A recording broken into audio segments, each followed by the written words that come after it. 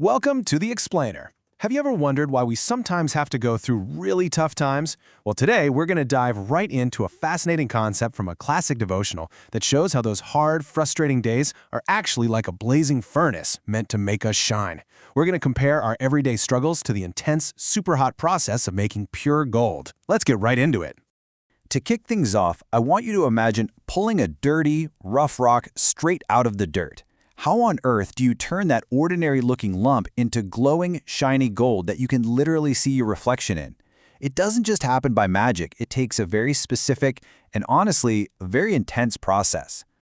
Section 1. The Mystery of the Fire. To understand this mystery, we've got to learn a special word the devotional uses. That word is dross. So, what is dross? It's basically all the hidden dirt, junk, and impurities trapped inside that rough rock of gold. You can't just run it under the sink and wash it off. No way. The only way to get rid of that hidden junk is to put the gold into a super hot fire so the dross literally melts away.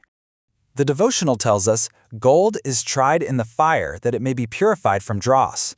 So what does that mean for you and me? Well, think about your own trials. Maybe it's dealing with super hard homework, having a really tough day at school, or just feeling totally misunderstood by your friends. Those tough moments? They're exactly like this fire. They aren't there to hurt us, not at all. They're actually there to purify us and melt away our own dross. Our bad habits and grumpy attitudes. Moving on to Section 2. Better than pure gold. Now, refined gold is absolutely awesome. It's shiny, it's super valuable. But here's the catch. Eventually, it perishes. But what about a purified faith?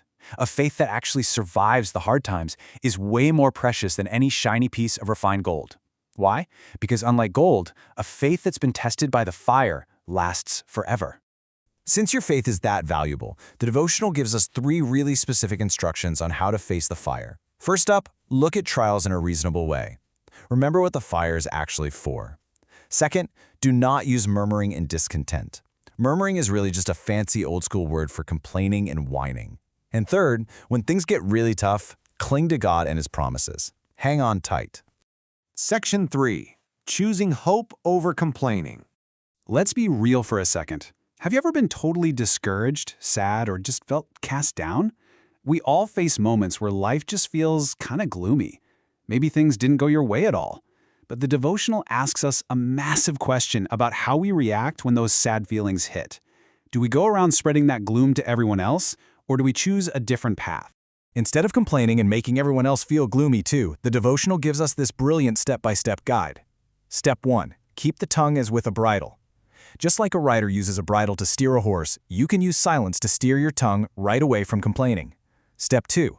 When you do speak, speak of light and hope in God. And Step 3.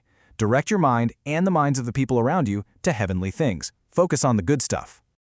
Actually, when you're feeling down, you can say this super powerful quote to yourself.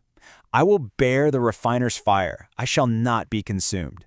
You can be so brave because you know for a fact that God's fire is only there to polish you. It's not going to destroy you. You will not be consumed. Which brings us to Section 4, the perfect reflection. So how does this whole process end? The devotional explains it beautifully. Step 1. The refiner, who is Jesus, watches the fiery ordeal. He doesn't just toss you in the furnace and walk away. He is right there, watching. Step 2. Every spot and blemish is removed by the heat. And Step 3. This is the absolute best part. He pulls you out at the exact moment He sees His image reflected in you perfectly, just like looking into a shining, spotless mirror. The whole goal here is complete purification. We're supposed to submit to this process until our Christian character is totally cleansed. And the result? Not even a single wrinkle left. Absolutely no spots, no blemishes, just a perfectly polished reflection. Now, if you ever get a little scared while you're in the middle of a really tough trial, the devotional offers some amazing rapid-fire comfort. First up, look up. Jesus lives. You are definitely not alone in that furnace. The refiner is alive and He's keeping a close eye on you the entire time. Second, Jesus loves. He's not putting you through hard times because He's mad at you. No way. He is doing it because He loves you so incredibly much. The text actually reminds us that He promises to never, ever leave or forsake those who put their trust in Him. And finally, Jesus pities. That means he totally feels your pain, he cares about your everyday struggles, and he has deep compassion for you. If you're feeling overwhelmed, the devotional says he'll take all your heavy burdens of care and trouble. You just have to come to him and hand them over. So as we wrap up this explainer, I want to leave you with one big question. When the heat turns up this week, and you know it will you let the refiner polish you until you shine? Will you keep your tongue like a bridle? Choose hope and trust him to make your faith way more precious than gold? Let him polish you up. Thanks so much for hanging out and exploring this with me today. Keep shining, and I'll see you next time.